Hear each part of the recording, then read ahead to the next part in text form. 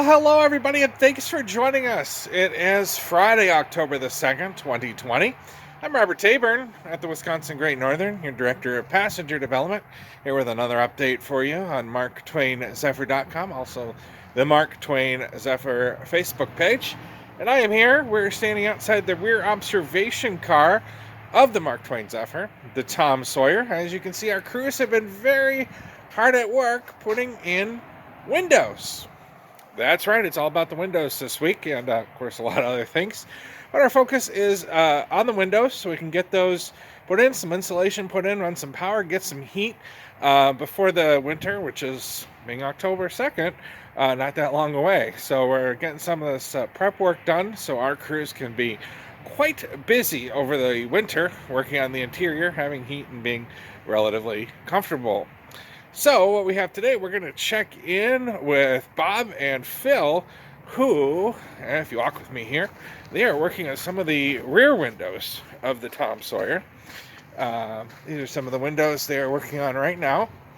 I'm going to be back at the end of this video with a very important, that's one of them they're working on too. I have a very special invite to tell you about as well. But I'm going to flip the camera around here and let's check in with Phil and Bob and see how you make a custom train window. And what are you guys doing? We're making windows for the Tom Sawyer. Okay, brand new windows. Brand new windows. These will be the curved windows at the tail end of it. Okay, the coveted seats that everybody want at the end. So walk us through the process here of what you're doing, and a lot of people are interested in how this is going to work. You got a tape measure. That's good. No guessing on the guessing on it. We measure it twice and try to cut it just one time. So you have like a template then back at the railroad that you make, or how do you? We have templates. We know these are just the blanks, and then we use our templates to cut the radiuses and stuff. Okay. So these are the curved ones. Are those any harder than the straight windows, or? No, these are a little bit thinner than the other ones.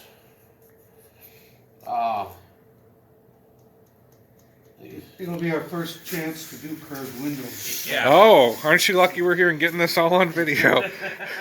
Right.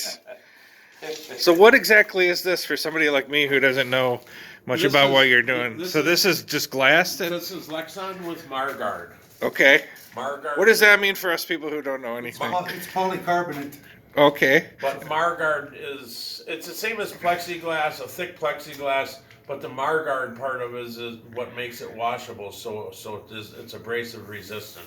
Okay. And where do we get these sheets from then? The plastic store. The plastic store. Okay. Okay. So they're just big sheets. Actually, these are different than what we've used before. Okay. Because what we used before, the production of it was stopped because of COVID. Okay. Has that made your job of doing the windows a little harder then? With the COVID? Just the supply. It's down. Was interrupted, so we okay. didn't have material right away. Oh. And this is called a track saw that we're sewing with. Oh, okay. So now you have it marked. It's an alternative to a table saw where you just move the saw and the track. Okay. It allows you a lot of maneuverability in small places, and it cuts very straight. Okay.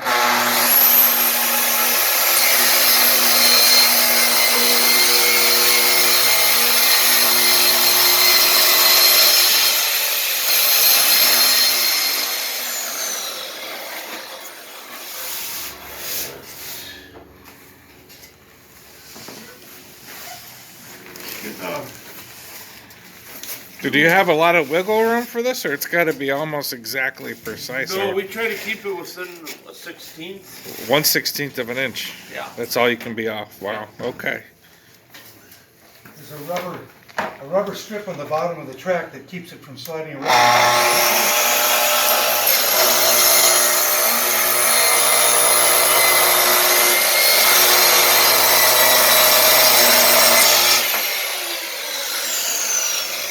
Try to make sure it doesn't move at all. Set that over there, Phil. Okay. We'll do the radiuses and router one of those.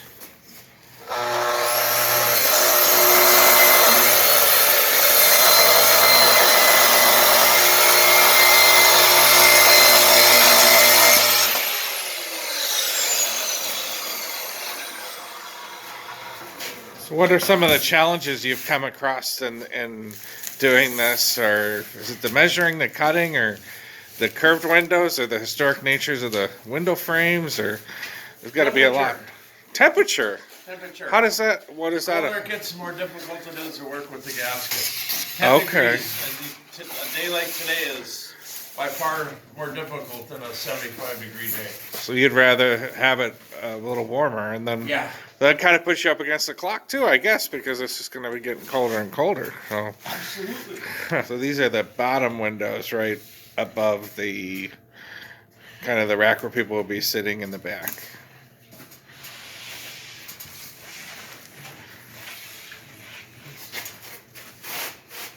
And then you can, looks like you're getting 2 windows then for every piece of glass. Try to make them get as much as you can. Two full windows, then we get a bunch of the smaller ones. On like on the doors and down in the. Oh yeah. How many windows total on the whole thing? Have you done the math yet on that one? 15, 20.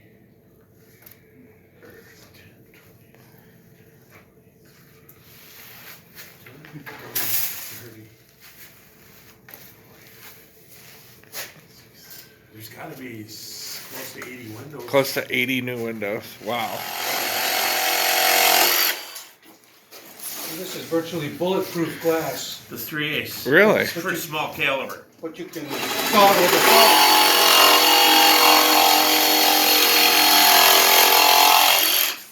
So that instrument makes the curve then. No, this is just a rough cut. You'll see the other one in a second. Okay.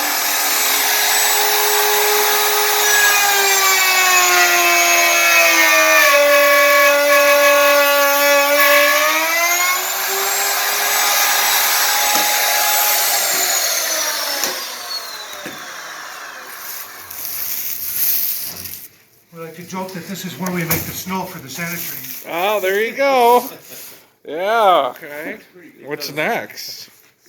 We put a rabbit on it because it's crooked. The gasket that holds the window in is designed for 1/4-inch glass, and this is 3/8.